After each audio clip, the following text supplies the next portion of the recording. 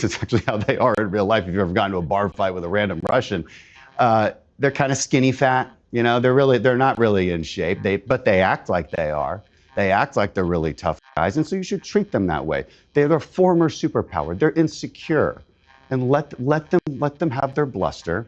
Let them have their bluffs. But in the end, Europe alone, if they really wanted to, could easily win this. And I think Europeans need to remember that. Europeans need to remember that they alone could win this if they wanted to. They don't always need us to lead them everywhere. In fact, they should be leading us.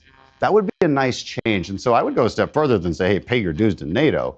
Because look, Germany, if you increase your defense spending as a percentage of GDP by 2%, that's a 10-year investment, all right? That has no effect on the next couple of years, and it certainly has no effect on what we're going to see in Ukraine here in the next year. And you need to be uncomfortably aggressive. And again, I agree with you. And I could use an extreme example of, like, you start amassing troops. That's an extreme hypothetical. Don't get me wrong. Piers Morgan Uncensored is proudly independent. Our sponsors help us to bring it to you for free. Support for the show today comes from ExpressVPN, which I'm especially happy about because I use it myself. We're all living more and more of our lives online, but despite private tabs and incognito mode, your internet service provider can still see and record everything you do or say online. What they can do with your data depends on where you live. In the USA, your data can be bought and sold to whoever will pay for it. But you can stop all that with ExpressVPN.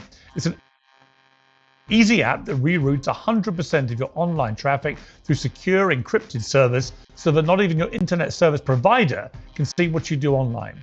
It secures all of your most sensitive information anywhere you connect. I travel all the time, and like many people, often use the garbage public Wi-Fi to check the news and continue my arguments on X. Not only is it slow, it's also one of the easiest ways for hackers to get my data. With ExpressVPN's encrypted connection, the hackers can't hijack my connection or steal my information. ExpressVPN is the #1 rated VPN by CNET, PC World, and The Verge. It also works on 8 devices at the same time, so you can secure your whole family in one go. I'm living proof that it's very easy to use. And right now, you can get an extra 4 months of ExpressVPN for free. Find out how by scanning the QR code on screen, or go to expressvpn.com/ scan the QR code, or go to expressvpn.com/Piers. That's Piers. Now, on with you know the problem with that though? The problem with that is that the UK Prime Minister Keir Starmer said, yeah, we're going to put British troops in Ukraine as part of this. But we only have 72,000 troops left in our entire army. Ukraine had nearly 1 million, right? And they've already been, beaten up pretty comprehensively by Russia. I don't think we can even spare 1,000 troops in the way that he's talking without further diminishing our defenses. What we need to do is very rapidly, massively increase our defense spending so we can do things like this. We've been caught napping, as most European countries have. And a lot of it is what you said. It's that reliance on America. Oh, well, America will always come and help us and take charge and bail everybody out. To which, if I'm an American, I'm like, well, why should we have to all the time? I totally get that. Yeah. Particularly if you're not spending even what you should do on your NATO dues. This is what you get. You get these conversations when you don't prepare ahead of time. Yeah. Now, but I would also remind the British, you don't have 72,000 troops. You have the entirety of Europe. This does need to be a European-led issue. And again, it's a lot more than defense spending.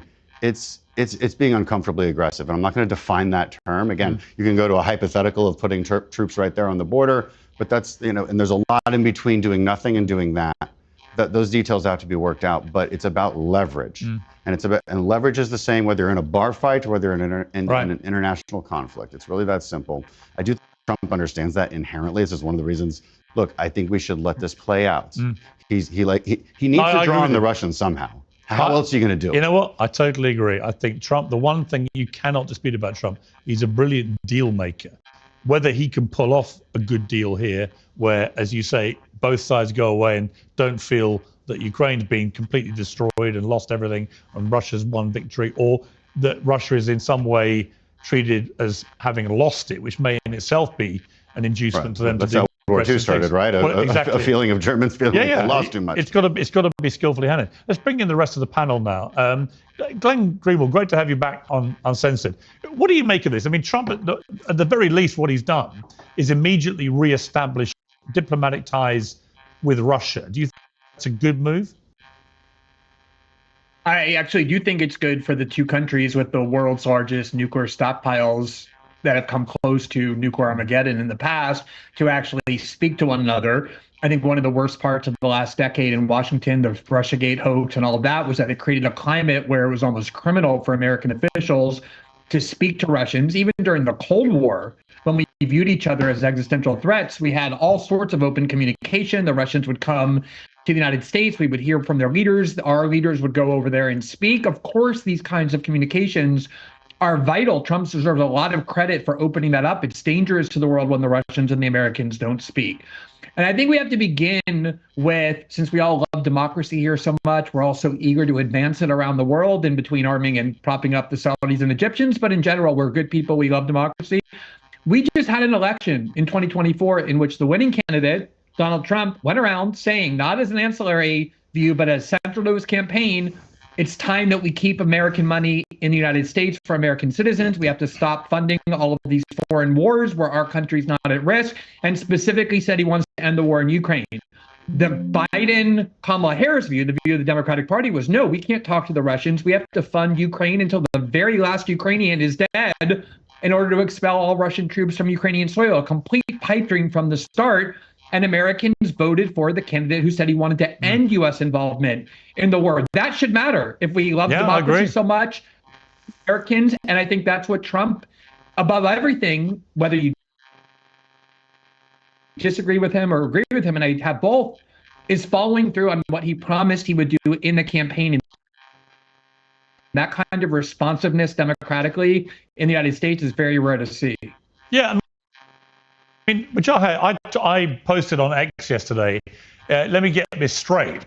Are the world's liberals now enraged that a Republican president wants to stop two wars? And I don't think I've had a post that's blown up quite like that in a long time. Millions and millions of people with it. Because it is a weird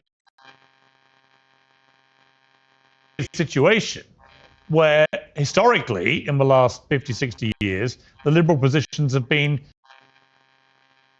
can Republican presidents please stop going to war everywhere? Now you've got a Republican president who openly hates war,